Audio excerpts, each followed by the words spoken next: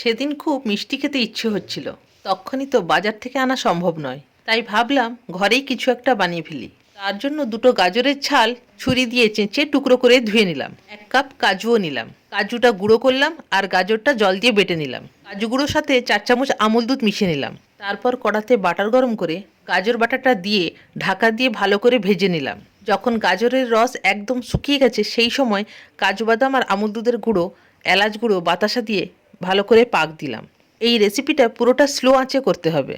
যখন গাজরটা একদম শুকনো এবং চিটচিটে ভাব এসে যাবে সেই সময় কাঁসার থালায় একটু ঘি লাগিয়ে আমি গাজরের মিশ্রণটা এতে নামিয়ে নেব। আমি খুন্তি দিয়ে একটু পাতিয়ে নিচ্ছি যাতে গাজরের মিশ্রণটা একদম ঠান্ডা হয়ে যায়। যখন গাজরটা একদম ঠান্ডা হয়ে যাবে হাতে একটু ঘি লাগিয়ে নিজের পছন্দ মতন শেপ দিলেই হলো। আমি এখানে গোল গোল নাড়ুর মতন করে নিয়েছি। আর দেখতে যাতে ভালো লাগে তার জন্য কিছু ভাঙা কাজু উপরে দিয়ে দিয়েছি। বানিয়ে দেখতে পারেন।